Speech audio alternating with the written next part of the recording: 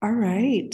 So I'm going to share a little bit about Austin Organic Gardeners. Who here is this is their first Austin Organic Gardener meeting. Yay. Okay, good.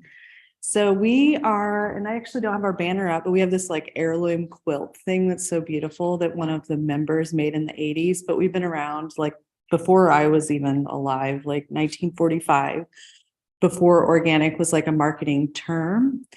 And it's just people in this region of Texas that really felt strongly about doing things like traditionally and more kind of in the indigenous ways of growing things. And so as after World War II, we all know that the chemical agriculture kind of was born out of that period. And so that's when it really became activated, and Zilker started to be formed around this time. So there's about 30 different garden clubs that help build this garden and do different programming. And we meet every Saturday here and maintain the veggie garden. So I lead a group every Saturday morning. And then we do a workshop, like an educational kind of focused event every Saturday. And so yeah, you can find out more on the Austin Organic Gardener webpage. We also have a Facebook group and an Instagram. I even made a TikTok. Like, we got to bring in the new generation of gardeners. So we're not necessarily focused on like certification type stuff, although like we support that and everything, but more focused on and even moving towards these like beyond organic themes that we see today, like regenerative agriculture, those sort of things. So in addition to my role doing education with Austin Organic Gardeners, I also do the educational programming with the Central Texas Mycological Society. So this program is co-presented with that group. And so we do a lot of education around using mycelium blocks. So you may have seen these. I know somebody brought some of the mushrooms they fruited today. So we work with the mushroom farms here in Central Texas. There's two kind of major ones. One produces, I think, around like 9,000 of these mycelium blocks that fruit the mushrooms. They go in the waste and we help them divert it. And they have a really awesome composting program. And so we have about 30 pickup spots like throughout Austin where you can get these blocks to do a whole bunch of type of things. So we just did a class on like sheet mulching, kind of kill your lawn. That's a very popular theme, like grow natives and build a beautiful get rid of your like turf lawn. So we did a class on that. And I know that Natural Gardener is also hosting that class coming up, I think next month. Was it this month or next month? So if you shop there, or if that's your area where you like to go and take classes, they're doing a class on that as well. And they're also going to be a pickup spot. So it's very exciting that we got the nurseries involved as well. And so there's about, like I said, like 30 spots within this area, all the way down to San Antonio, where you can get blocks. But today I brought my hatchback full of them that you can apply what we're going to learn today from Joseph on doing this type of composting method. So if you weren't able to make our Monday night class, we have a recording on our YouTube channel, the Austin Organic Gardeners YouTube channel. And it was presented by a soil scientist. Her name is Andy Marsh, and she has a company called Rhizos. And she presented on like why it's so important that we grow and build fungal-rich soil, and why we have a lot of troubles with our soils in Central Texas, which are typically very bacterial, very alkaline. And a lot of the compost methods that we're doing are really just kind of feeding bacteria rather than like creating rich fungal soil. So we're going to learn this technique today that doesn't require turning. It's passive. doesn't, it takes a little bit longer than like some other composting methods, but when you say no turning, passive, no smells, that's exciting to me. So yeah, so I'm gonna go ahead and share the screen here and introduce Joseph. So I met Joseph through the Central Texas Mycological Society, and he's an excellent teacher, so patient, and takes time with people to share all of these concepts that are somewhat new on using the mycelium blocks to build soil. So thanks everybody for coming out and beating the rain. We're not going to get our hands dirty like I thought we would, but hopefully you can take what you learned from him today home and get your bioreactor started. And it sounds kind of scary. I love it. Like, tell your neighbors, I have a bioreactor. Watch out. All right, so I'm gonna go ahead and share my screen. Let's see, where is it? Hold on. Let me see. Okay. I'll zoom. Here we go. All right, Joseph, come on up. Let's get going. Get you hooked up to the microphone.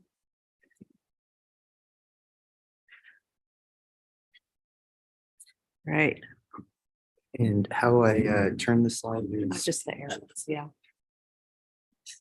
sorry about the noise that's coming maybe from here. Oops.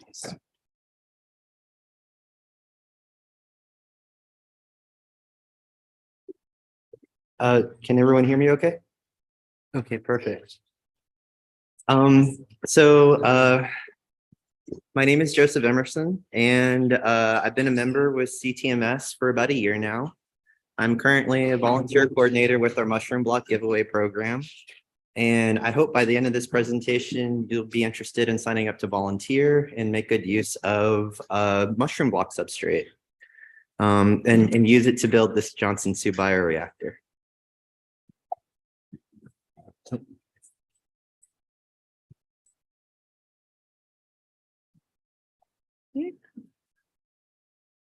Oh, perfect. Okay, just click right here. Okay, so who made this bioreactor?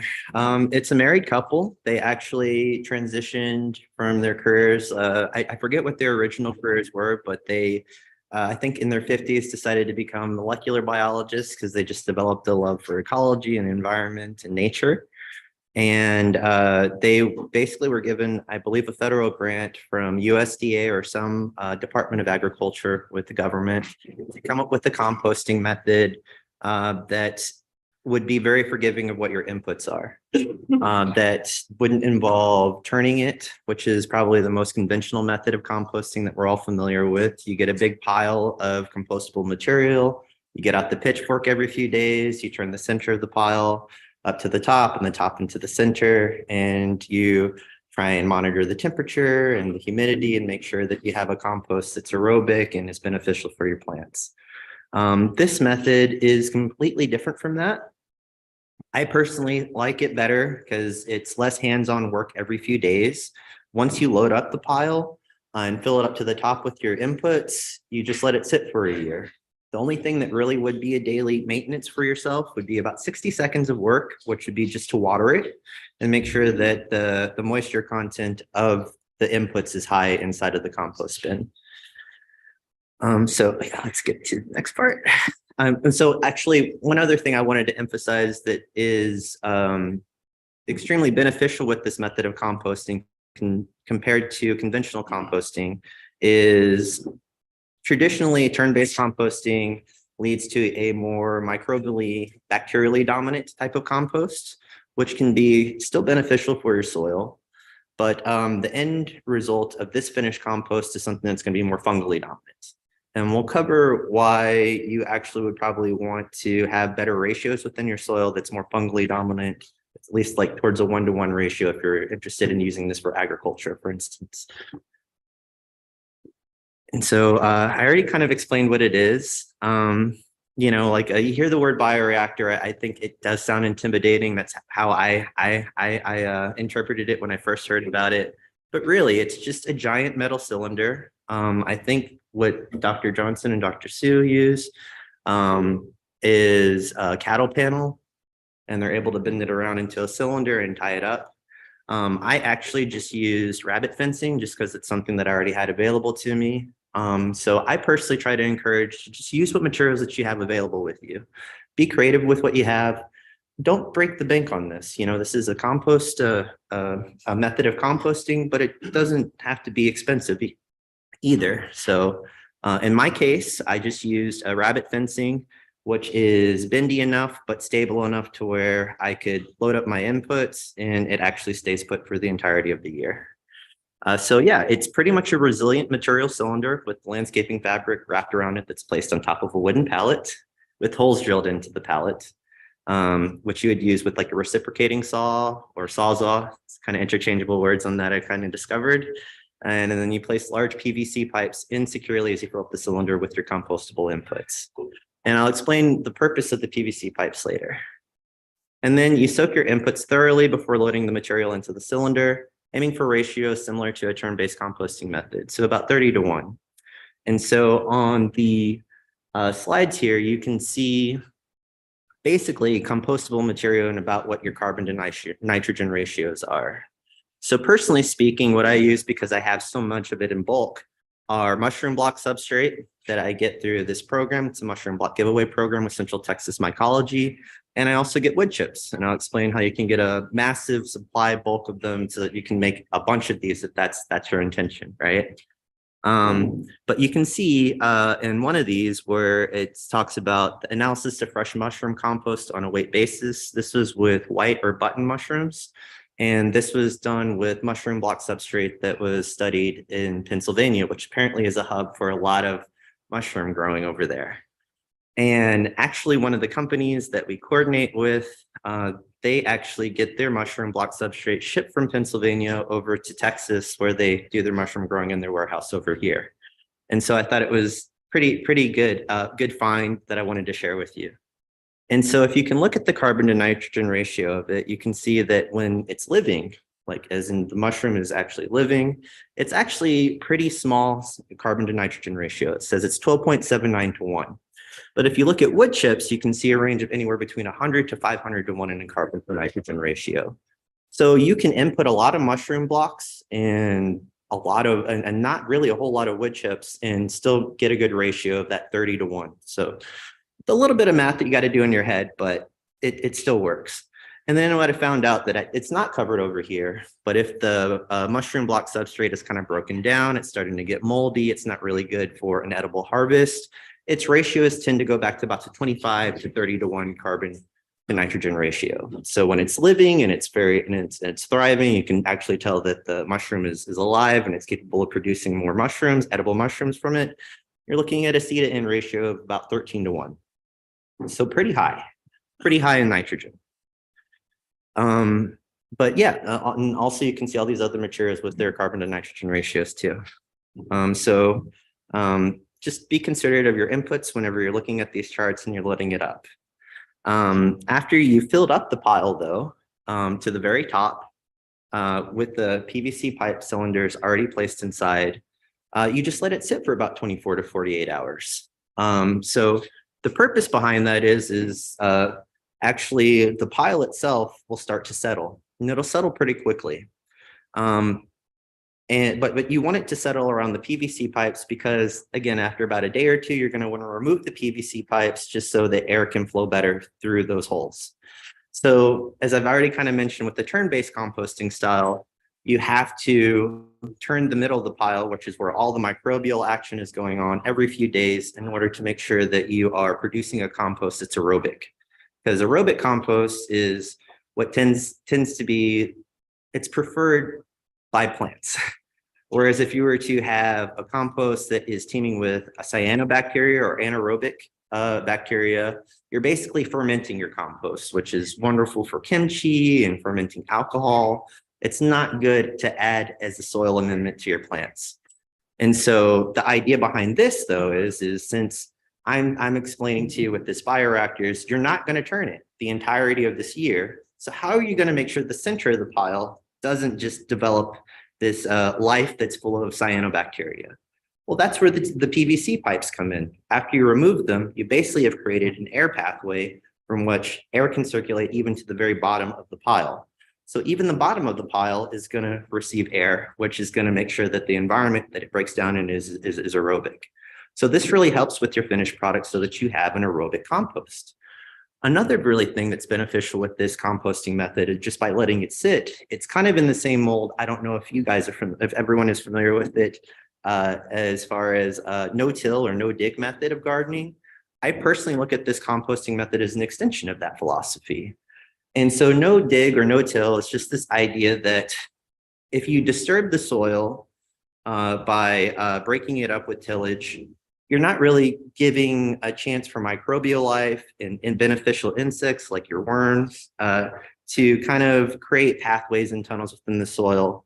And they can actually do it in a much more gentle way than we can with our own tools and our own hands. And so the idea is that you want to add compostable amendments to the top of your soil that will then attract microbial life and your beneficial insects that can do all of the soft tillage for you. So like worms, for instance, they create tunnels. Those tunnels create air pathways that benefit your root systems. And they do it in a gentle way that, again, doesn't disturb the soil the way that, unfortunately, we as our larger selves are capable of doing so. And so that's just kind of an extension with this composting method, with static composting. If you actually just let things be and trust in the system right here, the microbes and the insects that will be attracted to this compost, insects like grubs, which people aren't big fans of if you have a bunch of Bermuda grass because they can eat the root system. But these are wonderful at eating wood chips. They are like my main go-to insect that I notice can break through wood chips like no problem. So I love adding them when I can find them in my wood chip piles because I get a big bunch of arborist wood chips dropped off anywhere between 2 to 3 times a year. And I'll go through them and I'll put them into my compost pile whenever I find them because they're just great at breaking down material. And so let me go to the next slide. The next part is, do I just keep filling up the bin as it shrinks? And so I've already kind of explained that unlike traditional turn-based compost systems where you can keep adding fresh inputs like kitchen scraps, you don't do that with this bioreactor. Once it's loaded up to the top, you just let it sit. All that's really asked of you is just to make sure that it's watered every day, just so that the moisture content inside of the bioreactor stays high. You want to aim for about 70 to 80% moisture content, where if you were to just get like a fistful of the material inside of the bioreactor, you could squeeze it. You would ideally like to see about 1 to 2 drops of moisture just kind of be able to fall right out of it. That's the ideal conditions for it. And so I don't know if you've ever worked with wood chips before as compost, but they can be hydrophobic. They can dry out very quickly. And by having all this air that's circulating through the compost bin with the PVC pipes that have been removed and just the nature of this composting bioreactor, they can dry out very quickly. So you kind of have to be on your game about watering it every day. And in order for the type of microbial life that you want to be in there to thrive under optimal conditions. So over time, I've noticed this. It can take up to a few months, up to 6 months before you notice the top of the pile that you filled up all the way to the brim is shrunk down by about half. Don't worry about that. That's just part of the process. It all settles in, and you'll find that it may shrink even more after 12 months of time. Now, I've watched a bunch of different lectures from Dr. Johnson and Dr. Su. Actually, it's Dr. Johnson that seems to be the primary presenter I've noticed on YouTube videos. But he said that, you could technically collect your finished compost after about 9 months in. And from the eye test alone, it should look like it's done. Like it'll look like you can definitely add this, But Dr. Johnson would encourage you to wait about 12 months. It's in that last 3-month period that it just seems like an increased diversity of microbial life really kind of takes on a new shape. So if you can let this compost age for a longer period of time, you're going to have more microbial diversity that's actually fungally dominant. Question. Is it tied to seasons too, though? Wouldn't it be better to finish it in the fall or the winter than the summer? Absolutely, yeah. So I would say if you wanted to harvest it with consideration for the fall, because typically, say, I know that Tree Folks, for instance, they're a wonderful nonprofit that does tree giveaways all throughout Austin area. They only do their program starting from like the fall up to the end of winter. And that just tends to be the optimal time that they suggest putting plants into the ground. So if you can set your timing around your finished compost, using it around that time period, that would be a good time to use it. Yes, that's a good question. I'm going to cover the best spot to place the bioreactor. So we're all human beings. This is work, I think it's much easier work compared to a term-based composting method. But again, you got to check on it every day. So you got to kind of develop, if you're not necessarily a creature of habit, I very much so am. It can be hard to develop new habits where it's like, I gotta go out there and water this bioreactor every day. It takes about 60 seconds, but if you're just not the type of personality that likes to do consistently something like that every day, that's something that you should work on so that you can have a really wonderful compost once it's all over. But in order to help you with that psychological process of making sure that you stick with this as a daily process, try to place the bioreactor in a location that you're going to walk past every day. If you walk past it more often every day, you're more likely to actually go and check on it, right? Second suggestion would be to just also place it next to a water source. Because like I said, this needs water, at least 60 seconds of water every day. So if you can place it next to a hose, and you're already walking past it, well then, you kind of almost have no excuse but to just, water it down, right? And then the third would be to place it in a fully shaded location. We live in Central Texas. We are very capable of having consistently 100-degree days for over 100 days straight, right? In the summer. Very unforgiving weather conditions for a lot of life, including those microbes that exist in the soil and also exist in our compost that we're trying to generate, right? So we got to kind of make sure that we look out for them. We got to take care of it. And one of the best ways to take care of that compost is to put it in a shaded location.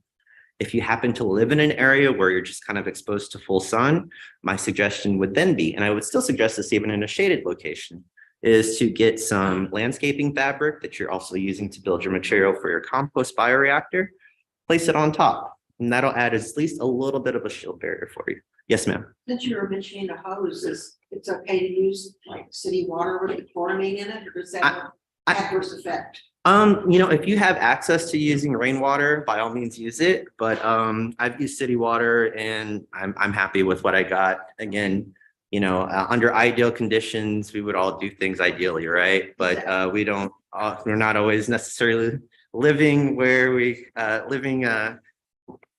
not all of us have $1,000 rainwater.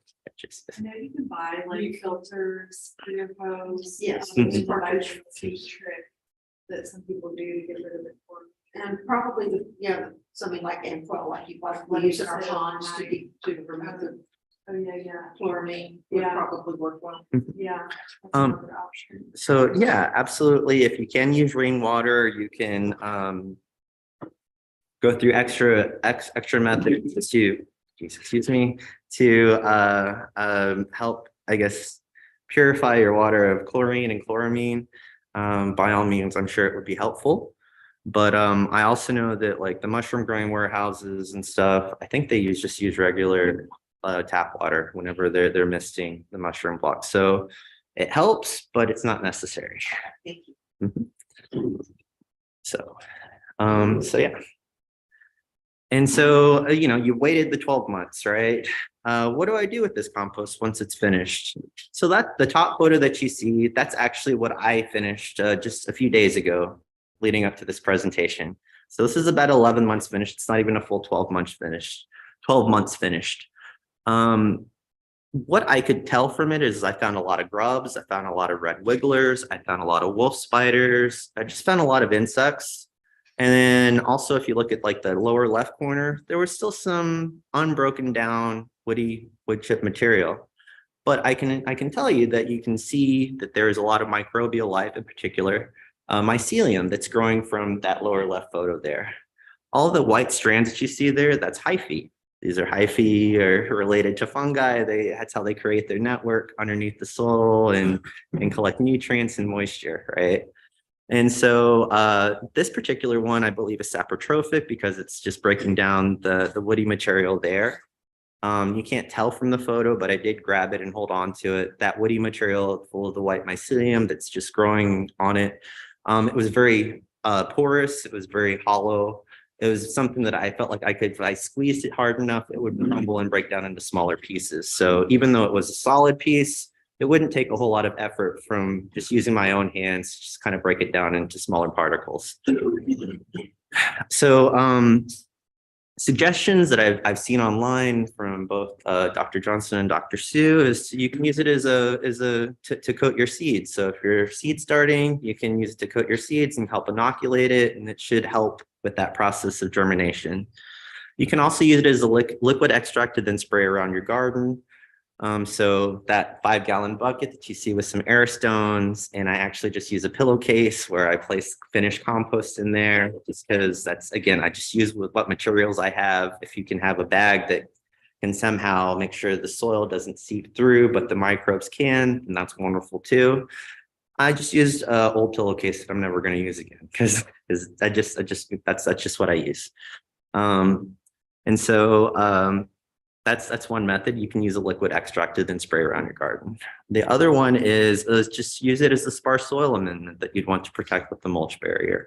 Again, we deal with the 100-degree weather very often in Central Texas. These microbes will be killed very quickly if you don't add some blanket of mulch on top of them. And we've gone through 12 months of effort just to get this microbially diverse finished compost. So we should protect it, right? Like just take that extra step, add a little bit of wood chips on top just to protect what you spent all this time growing. And so you don't really need to add a whole lot because even though the pile maybe in the photo looks like a lot, it's really not a whole lot if you're talking about acres of land. So you kind of have to make good use of what material you do have. So from what I've seen from Dr. Johnson, he literally will just grab like a little bit of a handful and just kind of spread it around like that. I personally can't vouch for that. I just finished my compost. I'm excited to see how it's going to turn out for my garden. But again, you're not really going to have a whole lot to work with. You can use all of it for a single raised bed if you want to add a used raised bed. But my understanding is that would be kind of a bit of a waste because, well, a little goes a long way in terms of just spreading it around your yard. So that's just kind of anecdotal evidence that I've heard from just researching online. Let's see. Yeah. And so, yeah, the finished compost should be teeming with microbial life, in particular fungal life, that should make your garden and local habitat happy, right? And so what are my inputs, right? And by inputs, I mean, what materials am I using to fill up my pile? So I actually used to work IT and discovered that office life really took a major toll on my own personal mental health, and started discovering just the love of being outdoors and nature. So I work a bunch of different side jobs. One of them is trash collection in evenings at apartments. 5 days out of the week, it takes 45 minutes to an hour of my time.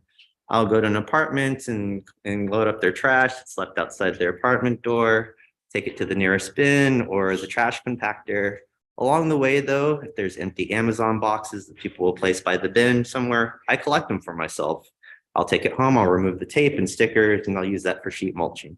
Or I'll use it to add to my compost. Cardboard, as you can hear it with cardboard is a wonderful carbon source to add. And it's something that is just readily thrown away as trash, even though there's value in it as a soil amendment. Another thing I do, as I said, I'm a volunteer coordinator with Central Texas Mycology, Central Texas Mycological Society. But before I used to drive around and load up blocks to take to drop-off sites. And so I have a truck, I can load up to 100 blocks. But if you go to the warehouse, those blocks are loaded up in something called Gaylord boxes. And these are boxes that I did 4 or 5 of me to just stand in them, and easily maybe a 6 me could also squeeze in there too. So these are big boxes, right? and they load up hundreds of blocks and then they fill them up. And so volunteers will go there, they'll load up blocks, we'll fill them up, and then we'll drive them off to a host site. But those Gaylord boxes, again, they're made of cardboard. We've received permission from this mushroom warehouse where we can actually load up those Gaylord boxes if we want and use it for sheet mulching or your own personal projects. So the top left photo that you see there, that's just me loading up as much as I could reasonably fit inside my truck bed of those Gaylord boxes. And I use it for sheet mulching. And the top right and bottom left photo, it's just photos I kind of took for fun whenever I was collecting trash. And it's like, oh, there's beautiful stars up here. Let's take a photo with the trash and photo. That's kind of where my humor goes with it. So I just you gotta find little joy in whatever it is you do, right? So yeah. And so yeah, my inputs. I get free wood chips from a service called Chip Drop. I highly recommend checking out their YouTube video series. The first video is why you probably do not want a chip drop. It's a humorous, about 3.5-minute video that just explains why chip drop may not be right for you. But they also have another one. So you have decided you want to use a chip drop. That's also extremely helpful too. But I'll give you just the rough breakdown of it. Basically, arborists around this area, but also I believe all over the nation, they sign up for this program that they actually pay into. And homeowners or people with the permanent residence can also sign up too. And you just say, hey, if you have an excess amount of wood chips from one of your job sites, send them over my way, dump them there, you know? And so you take a photo of an area that you're like, okay, yeah, place the wood chips there. I'm good with that. And you sign up for it. And so there are conditions with anything that's free like this, right? And I'll explain those to you. That will also be covered in the video. Wood chips, you don't get to just get a say in what type of wood chips are. So if it's ash juniper, which can be, has a lot of antimicrobial properties just in order for the tree to just kind of stay alive and protect itself from potential pathogens, that's not necessarily ideal to add as a compost amendment, but it's free. You just let it age for about a year, it'll break down, and then you can fill up the pile with it. It's no big deal. But that's one of the conditions. The other condition is you don't get a say in how much wood chips are actually you're going to receive. If they have an 18-wheeler full of wood chips, you're going to get an 18-wheeler full of wood chips. If you're saying, I only want a truck bed, no. You're getting an 18-wheeler full of wood chips. That's just how it goes, okay? Like that's one of the conditions, right? And the third thing really is you don't know when they're going to do it. You can sign up and you can notice within like 3 or 4 hours, they're dropping off those wood chips for you, which is very common after the recent winter freeze that did so much devastation to a lot of our trees around here. So there's a lot of wood chips to be dropped off at that time period. But it can also go through a period where there's just not a whole lot of wood chips to be dropped off, and you may wait months.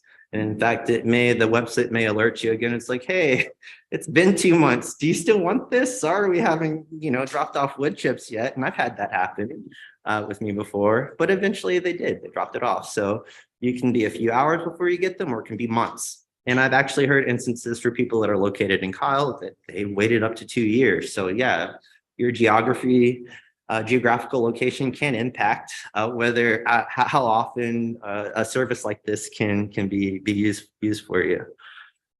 Another method of getting of cardboard, of course, is you can hit up your local grocery store, especially the produce section. You can hit up liquor stores. They always usually have a lot of cardboard that they're happy to dump off to people. And then another material that you can use is if you already have kitchen scraps, you can add that to your compost pile. Just don't add them after it's already been filled, right? So, yes. Can't you go to Austin Resource Recovery too to get wood chips? Absolutely, yeah. So, absolutely, yes. That's another wonderful suggestion. So if you go to the recycling center, I think it's located off Burleson, close to the Montopolis area. They have wood chips that you can load up and supply as much as you can fill up in your vehicle.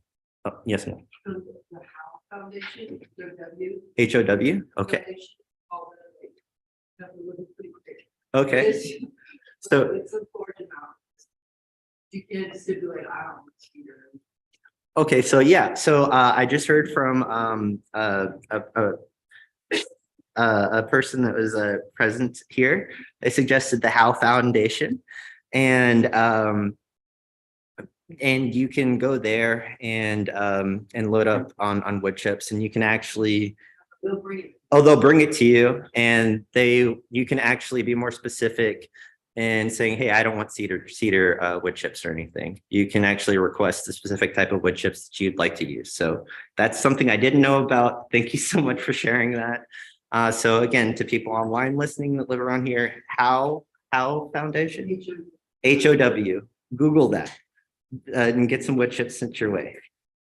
A lot of times people in my neighborhood, we have like the Buy Nothing group on Facebook and also even on Nextdoor, they will post that they've gotten a chip drop and they've used all they want. Mhm. And so that's, if you keep up on those types of apps, a lot of times you can see opportunities to get a moderate amount. So we had another person that's present to listen to this presentation. And the suggestion is reach out to community, which is wonderful. In fact, I think that is probably one of the most important things you can do with gardening. There's so many wonderful gardening and mushroom groups, wonderful people that you've never met before that you'd just be excited to know, that all have a shared common interest of gardening and mycology and just a love of nature. And so if the idea of an 18-wheeler full of wood chips is just too much for you to handle, foster some community in your local area and get other local gardeners that you haven't even met, that you've maybe been neighbors with for years, and see if they could use it. You know, myceliate, but that's what I would say. You know, that tends to be our philosophy with Central Texas mycology, is we want to myceliate. We want to create new connections, build community with others through programs like the Mushroom Block Giveaway Program and the Healthy Soils, Healthy Tree Program too.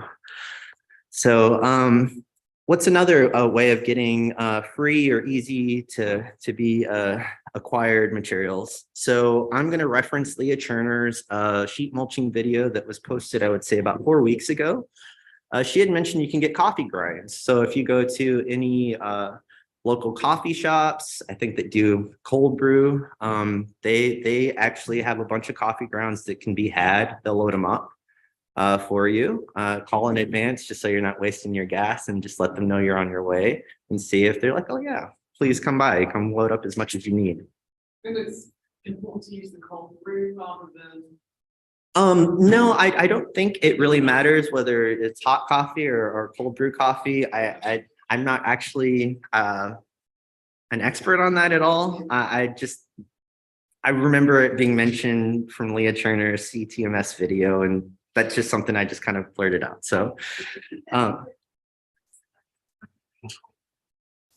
a ground at once. So okay. it's just like. Okay, so another person that was present at this presentation had mentioned that the reason cold brew is mentioned is that it requires a lot of coffee grounds in order for them to sell it to people. And so that just means that there's a lot of coffee grounds to be had in bulk from those locations. Okay, see, so yeah, I just another presenter that mentioned that he picks up over 1,000 pounds of coffee grounds per week. So definitely, there's a lot of compostable waste to be had if you do a little bit of research, reach out, and again, foster community, make connections with people. You'd be surprised just how much waste we go through every day that could be so beneficial for your garden, right? Could be so beneficial for your landscape. And so another tip, and this is just referencing Leah Cherner's sheet mulching video, which I highly recommend, is you can get free 5-gallon buckets from bakery shops. So I guess apparently all the pastries and stuff, the sugar that they use, they fill it up in 5-gallon buckets, and they have so many of them that they don't really know what to do with. So if you call them up in advance and say, hey, got any 5-gallon buckets for me? They should hopefully happily be willing to give them away to you. No problem at all, right? And so I've mentioned the Mushroom Block Giveaway Program. One of the warehouses that we coordinate with goes through over 9,000 mushroom blocks per week. And so we have volunteers that sign up weekday and weekend every day, right? And they'll load up blocks like you see in that photo right here in the lower right. And then we'll take them to host sites. Angel had already mentioned at the start of the presentation that we have over 30 different host sites. They're located all around Central Texas area, including San Antonio. And Angel had also mentioned that Natural Gardener is one of the nurseries. It's going to be a host site that's located around the Oak Hill area. But Rainbow Gardens, it's located over, I believe, in New Braunfels and San Marcos. They also are a drop-off site. So we already are kind of working with other nurseries that extend outside of Austin too with this. And we're always looking to expand more. Currently, though, we are kind of slowing down because mushrooms, especially if you wanted to get an edible harvest out of them, once it starts getting consistently above 80 degrees, it's just really difficult to grow mushrooms outside. And instead, it's better to use this mushroom block substrate as a compost amendment, which is exactly why we're giving this presentation here, because it's going to start getting very hot soon. And it's going to be very difficult, if not almost impossible, to grow these edible mushrooms outside. So the next best suggestion that we're going to offer is, well, use it as a soil amendment, compost these. They're wonderful. They can be had in bulk. Make good use of it. And so this is kind of towards the tail end of my presentation here. But I have a friend that I've known, I guess, since 2016, and I've never met him before. I've seen pictures of him that he shared. But we used to play video games together, and we don't anymore, but we still hang out and talk to each other, check in every couple of weeks or so just to see what's going on in each other's lives. Anyhow, he is a library tech over at Vancouver Public Library. And so he always has access to a lot of books to read. And he shared, and so we share pages that's like, oh, this kind of, it hit me a certain way, right? And so he shared this with me, and this was going on during COVID. And I don't know, it's just something that's always really stuck with me. The author is unknown to me, but apparently it was basically a book written about sound theory or music theory, I think. So if you'll pardon me, I'll just read the quote because I do personally find it relevant to the idea of composting and soil biology in general. And so everyone thinks that Beethoven had his string quartets completely in his head. They somehow formed in his head, and all he had to do is write them down, and they would be kind of manifest to the world. But what I think is so interesting, and what would really be a lesson that everybody should learn, is that things come out of nothing. Things evolve out of nothing. That the tiniest seed in the right situation turns into the most beautiful forest, and then the most promising seed in the wrong situation turns into nothing. And I think this would be important for people to understand because it gives people confidence in their own lives that that's how things work. If you walk around with the idea that there are some people who are so gifted, they have these wonderful things in their head, but you're not one of them, you're just sort of a normal person. You could never do anything like that. Then you live a different kind of life. You could have another kind of life where you say, well, I know that things come from nothing very much and start from unpromising beginnings, and I'm an unpromising beginning, and I could start something. And so personally, what I get out of that is, and this is something that I've been learning just growing these mushrooms through this mushroom block giveaway program, is that environment matters. Whenever I work the booths at different events that CTMS is present at, one of the things that I always try to tell people when I'm giving them blocks in their first time to grow them is to almost treat the block like you would yourself. The same living conditions that you personally find comfortable for you, it's very similar to the conditions that mushrooms find optimal in order to grow. So we don't like to be thirsty. They don't like to be thirsty. We probably tend to prefer to be under the shade of a tree opposed to full sun, right? Just beating down on us. Well, that's what they like too. And then if we could talk about optimal conditions, we live in homes, we can control the thermostat. On average, I would say people like temperature ranges between 60 to 75 degrees, right? And that on average is about the temperature that these mushrooms tend to like too. And so environment matters. Creating an environment that is ideal for whatever it is you're trying to grow is going to lead to a better yield, a better harvest, a happier vegetables, happier mushrooms. And so the idea with this Johnson-Su bioreactor that I get is that you're trying to create an environment that will make your seeds, will make your plants happy, that will make your microbes happy. And so if you were to just plant even a healthy seed in just some dirt, and it's compacted dirt, and it's just not going to do a whole lot with it, it doesn't matter how healthy the seed is, it's just not going to do well. But if you can place that seed in an environment that's teeming rich with microbial life, that it just loves to be in, well, then it's going to grow. And so that's personally what I get out of it from a gardening perspective, but I also kind of get that from like a human perspective, you know. There's no one size fits all way in order to be a human being, right? And the things that may help one person thrive and do well in their life, you may find that it's not as helpful for a different person and they require a different method. And so, not to get off tangents or anything like that, but just we all have our own unique environments from which we thrive best in. And that's kind of what I personally get out of this. I really don't have anything else to add at this point. So my part in this presentation is over. Okay, questions, yes. What diameter PVC pipe recommend that would be big enough so that pour down in this flat and not the bowl is just big enough so that the thing doesn't fall in on itself? Yeah, so I actually don't know, but I can pull one out real quick. I think it's 4 inches. It's about 4 inches, so yeah. Big. It's a big pipe, yeah. And in fact, I even got a bigger one that I just kind of took from the construction site that's just been sitting there for over a year by my yard or by my neighborhood. And that worked good too, so.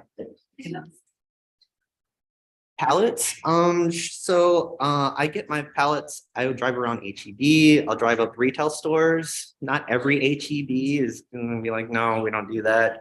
But I've had luck with CVS, Walgreens, just driving around and asking around, so. Shredding it would definitely help. And I would definitely wet it down, but that's already what you're going to do with your inputs anyways, because you have to keep the moisture content high. But yeah, definitely make sure that your cardboard is thoroughly soaked. So. Why do you have it on a pallet? Is it for more airflow? Yes. So yeah, that's the other reason to have it on a pallet is that if you place it on the ground, well, then the material that's at the very bottom, that's very likely that it could develop anaerobic conditions. So by placing it on a pallet, you're allowing air to circulate even at the bottom portion of the pile. And so you should have, even at the bottom part of it, a good, healthy aerobic compost that's finished. So we, when we did the shroom forage out at Jester King this last winter, we made a short little video. It's not super detailed. So we also made a very detailed blog post that kind of aggregates a lot of good instructionals on how to build this with all your measurements, all your supplies, everything you need. But I'm going to just play the short video, and I haven't yet finished it because I don't have some of the B-roll of us. Like, I was going to capture it today with us building one. So I'll show you what we have so far that we captured with Andy at the shroom forage out at Jester King. So we can watch that real quick. Hi,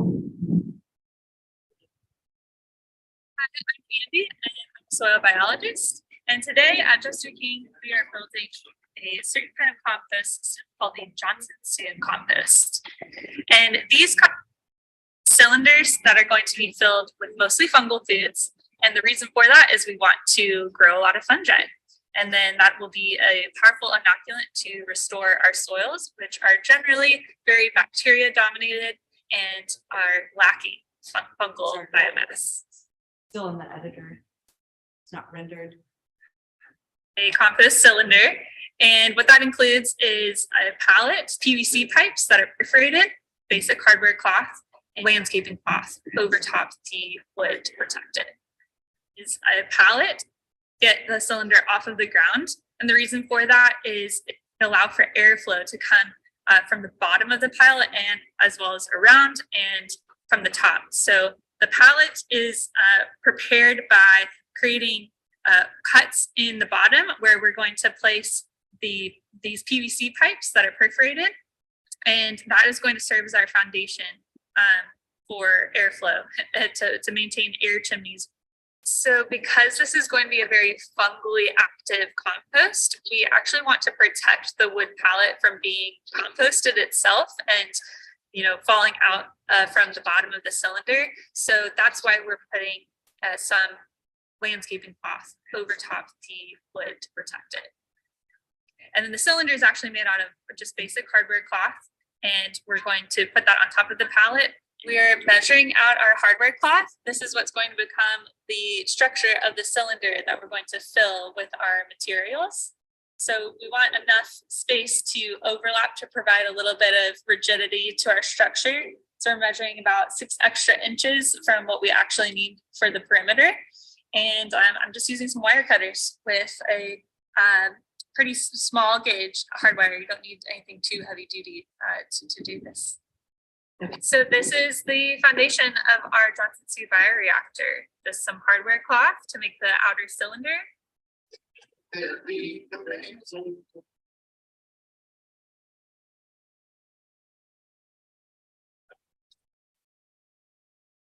So we're using a drainage pipe that's going to allow for airflow to come through the whole pile. So if we didn't have drainage pipes throughout, to create these kind of air chimneys inside the pile, the fungi wouldn't be getting enough oxygen to thrive. So that's the whole reason we're going to set up these pipes initially, and then within 48 hours, we can actually come and take them out, and that hole will remain, that chimney will remain, because the fungi has already aggregated a lot of the materials that are in the compost, and then long-term, the air will be able to infiltrate through the pile. So now that we have the Johnson-Su Bioreactor built, we're going to start filling it with different feedstocks. And so feedstocks might look like wood chips or leaves, mycelium blocks, cardboard, or any other kind of fungal hay. All of these are good sources of fungal foods. Today, we're going our different feedstocks together and wetting them. So we want them to be nice and moist as they go into the bioreactor. That's going to help the fungi immediately to be active. And we're going to do that with pitchforks and tarps and wheelbarrows and storage totes, buckets. You don't need anything too fancy to get going on this. What I love about the Johnson-Su method is that it's really low maintenance. So this workday is the bulk of the labor, and from here on out, and leave it approach. So we'll come back 9 to 12 months and check on the compost to see if it's ready to use. I personally would take a sample and look at it under the microscope to make sure we actually have the biological life we want there. Before using it as an extract, which is the easiest way to make a small amount of solid compost go further, is to extract it into water. I hope you're inspired to build your own Johnson-Su Bioreactor at home. And if you do, please tag us. All right. Thanks for hanging in there. This isn't rendered, so. But yeah, so we're going to have the detailed blog, and I already included it in the email that I sent out to everyone, and I'll be adding the video once we actually put this one down in the teaching garden and fill it up, have some action shots showing us soaking all the substrates and all that kind of stuff. But yeah, thank you so much, Joseph, for sharing with us today and adapting last minute to an indoor presentation style class rather than a workshop. And if you all want to participate and get your hands dirty, we'll probably be building it. I mean, next Saturday looks like it's going to rain too, and I'm not going to complain, but the following Saturday, so it'll be really hot and muggy, and everybody's going to be wanting to be outside. So yeah, does anybody else have any further questions now that we've seen the demonstration video? Yes. The palette, does it matter how tops, or does it need to necessarily be the heat treat? Yeah, so I know some people even build something out of like you can make your own platform, and some people even use like that like plasticky fake wood stuff and kind of make their own palette too. So I know like the wood treated wood is certainly going to last longer. And if you use the landscape fabric, you can make sure that none of that like kind of leaches into your compost. But yeah, that's probably going to last longer. And I know there's a lot that aren't treated anymore. So yeah, so it's really your preference, I would say. And Joseph, do you have anything to add to that? Yeah, pick a very solid stable one that you can trust is gonna hold up for a year. These pallets are all made of wood, fungi, especially mushroom spots, they like it good. And so, having that barrier part will kind of help you prevent some of that. Yeah, and we can all kind of come take a look at what Joseph has built here. If everybody wants to kind of like take a look at the construction, get a closer look. Yeah. Since you're going to take the pipes out after 24 hours, what is the point of perforating them? So that I believe allows for the airflow, and that's actually kind of a good question. Like if it's only a short period. But Yeah. you take them in. Yeah, I don't know. Like that it's actually a good question if it's so temporary. Like I don't know if it helps in that first 24 hours. I would say like maybe a little, but not like a lot. But I think it's more of like if you're going to buy PVC pipe, you might as well get the perforated kind. But I know that's like might be a little more pricey. But yeah, you could always any opinions there? Yeah, I don't personally think it matters if it's perforated, it's been in there for about 24 to 48 hours. So, yeah, so I'm kind of looking at that. First, if you want to go the extra mile and you got a little bit to go hold into it, then by all means, but I really think it's necessary. Mm-hmm. And again, my personal philosophy is kind of make use of what materials you have Mm-hmm. and work with your own budget, like work with what you got and what you can find. Mm-hmm. Yes. Because I've seen ones with Yeah. 3 pipes and this one had like 5. And Yeah, there's kind of like some templates online too, and I included it in the blog post. I'll just pull that up really quick so y'all can see. So I think you want to make sure that your materials, your inputs inside the compost, they're spaced out. I think they're spaced out like a chimney, that Candy mentioned. They're spaced out about 10 to 12 inches apart. If there's too much gap between those chimneys, then there will be portions of that compost that can get anaerobic. And so, depending on how big of a cylinder you can make, that's how many extra PVC pipes you're going to need in order to have it properly spaced out. So the smaller the cylinder, the smaller the number of PVC. Mm-hmm. But again, if you have that material, I use great with it. Yeah, like the flexible drain pipe. Is that what you're talking about? The ridges will make it hard to pull out. Pull out, yeah. I would think it would be really hard. Yes. What happens during When it gets really cold. I like to tell people at least like microbes and fungi like can hold up to a lot of really cold climates. And, we actually started our mushroom block recycling program and it really kicked off like after Snowvid 2 years ago. And even in like growing environments, like farmers do something called a cold shock. And that creates like it changes something in the sort of like chemistry or like the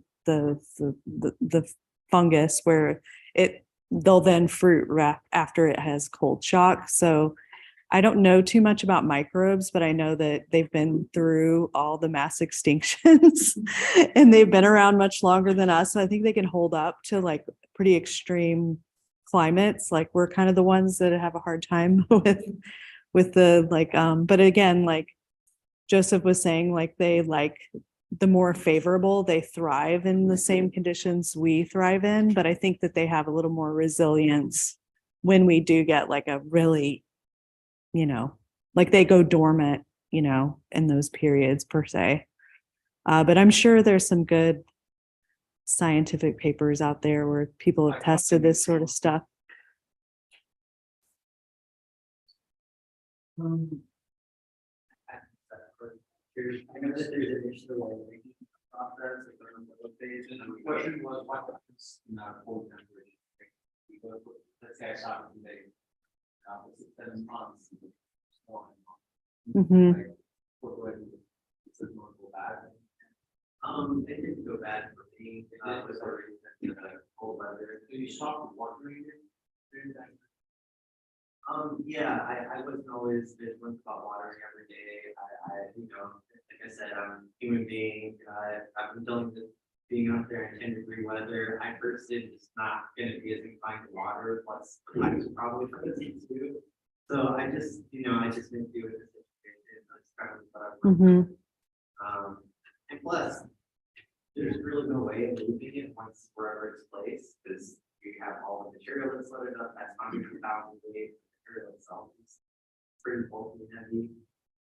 So I think my compost was fine after the recent cold weather that we had this winter. So yeah, I don't think it should matter too much. If you wanted to try and remedy that, I would recommend you build a bunch of them, just kind of put them all close to each other. Just the mass alone might help keep it a little bit warmer. Mhm. Yeah, and also you can cover it with like landscaping tarp, or if you have any other fabric on top of it. Mhm. But I didn't, I heard it all. Mhm. Yeah, and kind of back to like the program, like what I had mentioned, it really kicked off during Snowvid, like after the mushrooms have all been cold shock and that hard freeze we had back in I guess it was 2021 or 2022. Can't remember now. It's all blurry. A lot of them like would fruit right away, like afterwards, after they had been kind of frozen and shocked, but yeah, but always good for compost, of course, even if it's really cold. But then, any other questions?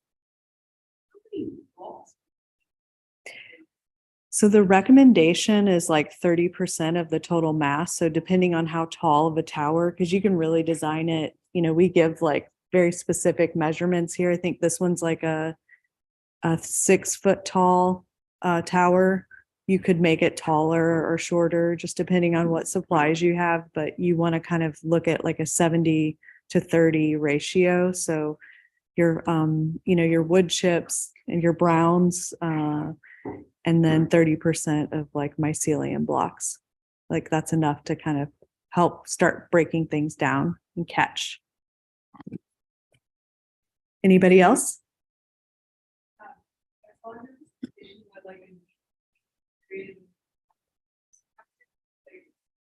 Guess if I started now.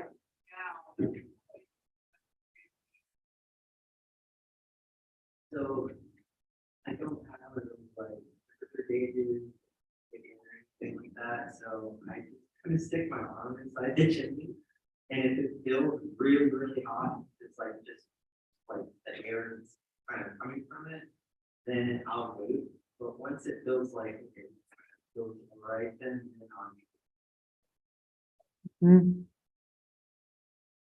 Right. Anybody else? Okay, well, I have my car. It's parked like the first one in the lot. I'm going to open my hatch. It's like a Honda Fit.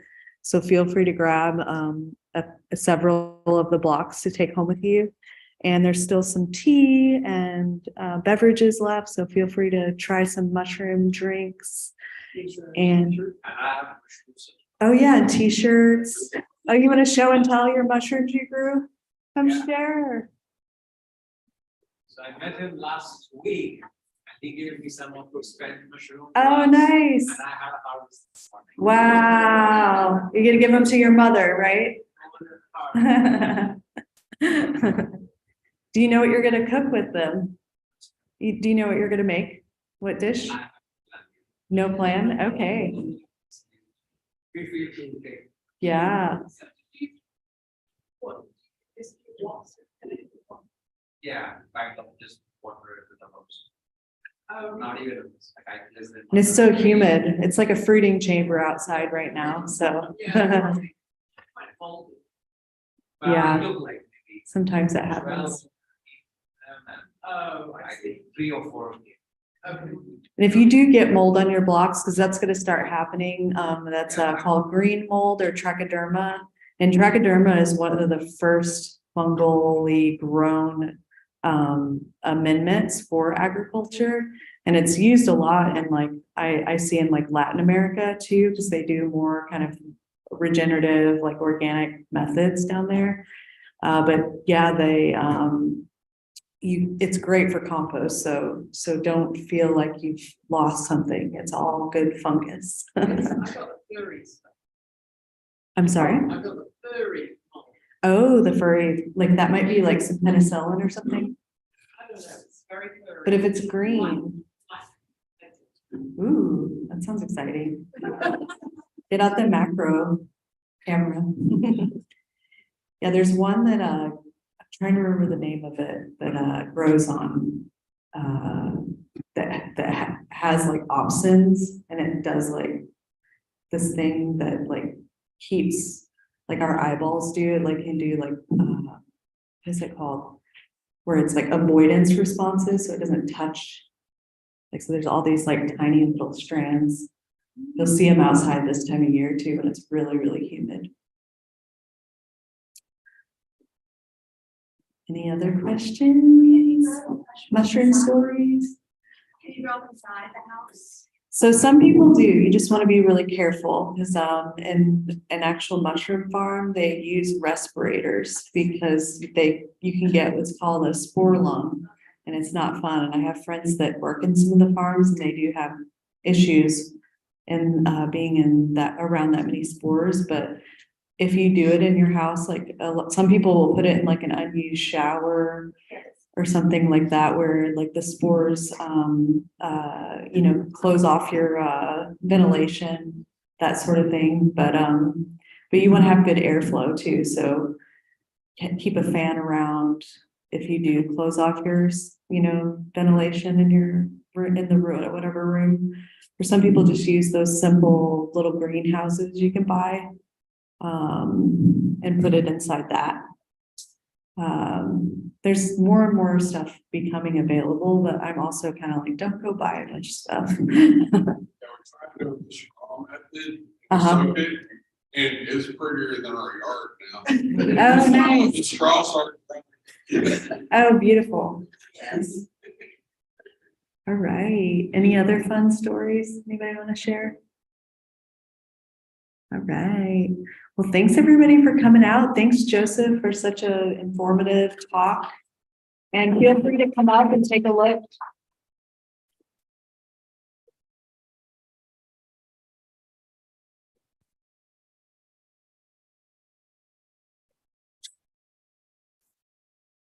So this is gonna be the one y'all fill up out here.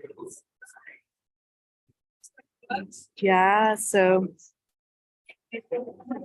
yeah, those are the books for you. Yeah. So I'm gonna, I know.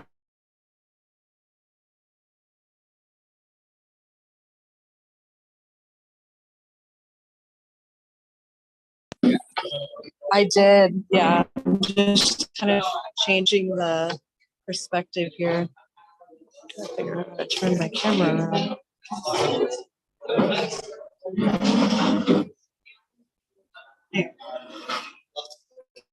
All right, here it is. So yeah, you can kind of see how you could more sturdy, higher grade, higher if you wanted to. Just trying to use what you have.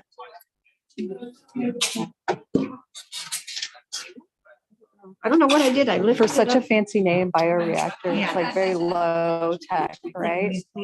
I know, it's like, whoa.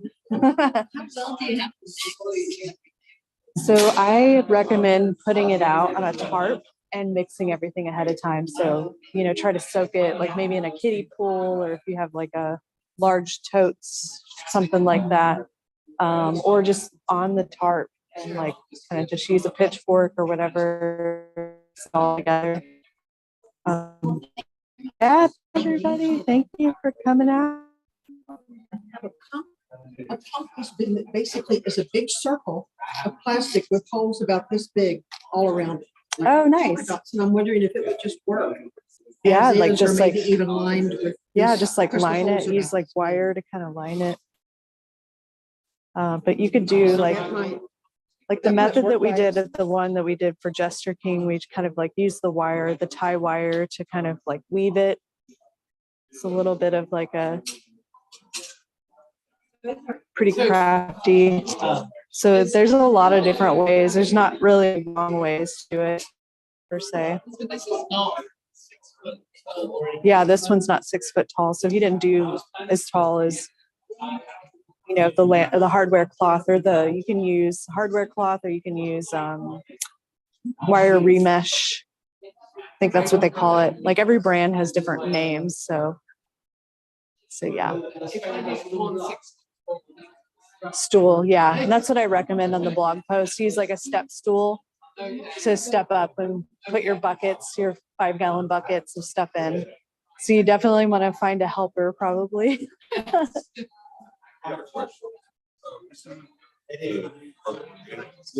Oh yeah. I didn't put our names. Oh, We did in it the, online, so I don't, and I've been Yeah. trying to email them. There's no I think I contact. might. Oh, okay. Yeah, so you can Because both me and my wife I got the receipt and everything. yeah. We did the membership.